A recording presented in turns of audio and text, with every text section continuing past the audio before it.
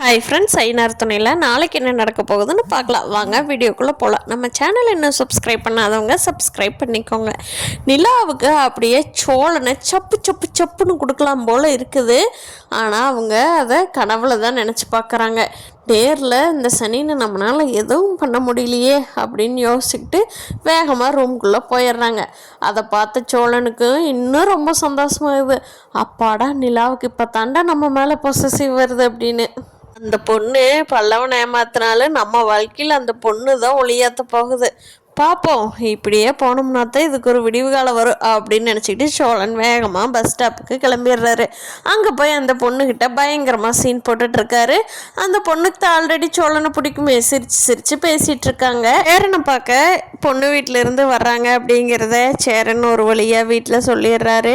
எல்லாரும் கிளம்பி இருக்கிறப்போ, என்ன அண்ணா அதுக்குள்ளே நம்மகிட்ட எல்லாம் சொல்லாமையே ரெடி பண்ணிட்டாரு அப்படின்னு எல்லாரும் யோசிச்சுட்டு பொண்ணு வீட்டை கவனிக்கிறப்போ அந்த பொண்ணு இவங்க முன்னாடி எல்லா உண்மையும் சொல்லுது. சேரன் சொல்லாமல் மறைச்சிருந்தாரு. அவங்க பேசிட்டு போனால் நம்ம அதுக்கப்புறம் வேணுங்கிறப்போ சொல்லிக்கலாம் அப்படின்ட்டு எந்த உண்மையும் சொல்லாமல் இருந்தார். அந்த பொண்ணு ஓப்பனாக சொல்லிட்டாங்க. அந்த பொண்ணு போனதுக்கப்புறம் எந்த விஷயத்துலையுமே கலந்துக்காத நடேசன், டே இப்போ என்னடா உனக்கு அது ரெண்டாவது கல்யாணம் பண்ண பொண்ணை நீ கல்யாணம் பண்ணிக்கோன்னு உனக்கு தலை விதியாடா, ஏன்டா இப்படி பண்ணுற, உனக்கு பைத்தியம் பிடிச்சிருச்சா அப்படின்னு சொல்லி நடேசன் கேட்குறாரு.